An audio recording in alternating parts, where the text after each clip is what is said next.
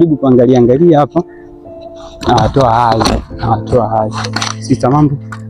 Uko poa? Za wewe? Nzuri. Nimependa ukarimu wako. Asante. Unaitwa nani? Fridays. Okay, una rafiki? Rafiki. Mimi na marafiki. Mmoja the best. Soma nayo ndo marafiki zangu. Mmoja basi the best ambao unahisi wewe ndio the best. Ninamfikiria anaitwa Amina. Amina. Okay, nataka nipigie Amina hapa. Afu nimuulize naye ataje marafiki zake watatu tuone kama yeye pia atakutaja. Sidhani kama utampata. Kwa nini? Kwa sababu yuko busy. Busy. Mwingine na sijajua. Yaani mimi wengine labda naosoma nao. Nyumbani. Nyumbani. Kwa kweli mimi niseme marafiki. Unapendelea? Sio vitu vyangu sijui. Boyfriend. Huyo ndo kabisa sina. Kwa nini, maamuzi au? Kweli maamuzi. Lakini uliwahi kuwa naye? Yaani ni kama vile nahisi nilishawahi, lakini ukifikiria hata wenyewe sio, kwa sababu yani yale mambo yao mimi yani kutokana na mimi msimamo wangu na yanayotakiwa kuwa kwenye mahusiano, yani wewe na girlfriend na boyfriend, hayo ndio yanakushinda. Ndio yananishinda, najikuta niko mwenyewe. Kama yapi? Mfano nipe hata moja. Kwa mfano wanavyosema sijui ufanye sexy, wanakuambia wanakushangaa, ukionyesha msimamo wako wanakushangaa, yani na ukiongea na mtu mwingine akawa anapiga naye kama tunavyopiga, anakuambia yani ni ngumu, yani uwe na boyfriend alafu usifanye hicho kitu, ni ngumu. Sasa mimi hapo najikuta bora tu nikae peke yangu. Kwa hiyo kinachokushinda kwenye mahusiano ni hicho tu? Hicho tu. Kwamba akimwambia mambo ya dating na nini hapo tu ndio. Hata dating sio mambo ya mahusiano. Dating sichukulie hivyo. Dating kama mnatoka mnaenda kupiga story mnafanyaje?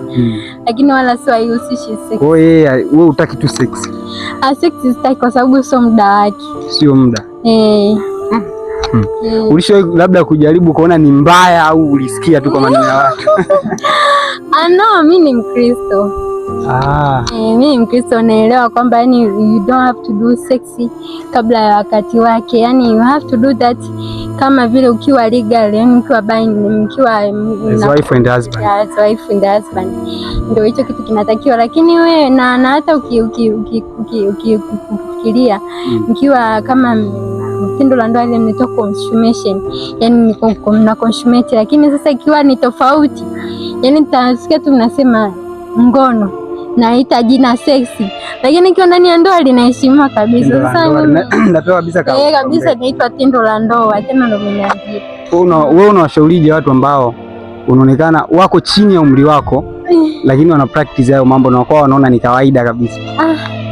Yani shida ni kwamba hofu ya Mungu hakuna. Yani ukiwa na hofu ya Mungu, yani mbali na wazazi, mbali na nini, yani kwamba yani ile hofu ya Mungu hatuna, alafu hata vile tunavyovitembea maisha tunayoishi yale ndio yanatufanya sisi tunanilia yani kufanya vitu ambavyo yani viweza, yani maisha unayoishi ndio yanafanya wewe hapa practice vitu vinavyoendelea.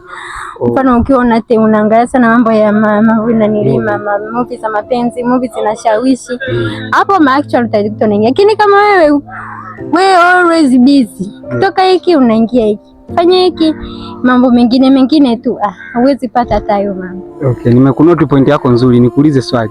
Ikitokea hilo swali unalikataa, mtu akaja na net milioni 2 akakwambia usex naye, unakataa? Mimi nakataa sasa. Kwa money for me, napenda pesa, lakini na pesa ni very important, lakini mimi hapana kwa kweli, kwa sababu kutokana na msimamo wangu hapana. Kwa sababu it is against God. Yes. Also, yani nikisema nifanye vile kwanza gana nichiziligo, alafu ninawaza in case imetokea kitu kibaya kwangu, what will happen? Nani atanini? Yani kwanza jamii itanishangaa, huyu what happened? What's wrong with that? Unajua umenishika sana, umeongea vitu mpaka nikajisikia. Labda nikwambie kwa neno moja tu, washauri, maana wengine wanakuambia ni hawezi bila hicho kitu. Labda ndio washauri sawa walioanza na wanasema hawawezi, wafanye mbinu gani ili waweze kuishi kwenye msimamo wako? Kwenye msimamo wangu mimi siwezi kuambia waishi kwenye msimamo wangu. Sasa msimamo wako kwamba yani sexy haitakiwi na yani una cancel out. Kwa washauri wao pia wafanye mbinu gani ili waweze, yani hicho unachokiweza wewe na wao wakiweze. Kwanza ni msingi ule msingi wazazi ambao wanaojengea watoto msingi ule kuwakuza, kuambia ukweli. Yani ukiambia ukifanya hiki utapata 1 2, sio kwa ficha bwana, hakuna kufanya. We mwambie 1 2 3, afungue katika mkuze katika maadili mema. Yani vile akikua na kuone wewe mzazi unafanya nini, unajua mtoto anajifunza kwa mzazi. So unamwambia hivi, wewe mzazi una mchepuko wako tena kabisa, na mtoto anamuita baba siba mdogo, na wakati ndani kabisa una mume. Actually yule mtoto atafanyaje?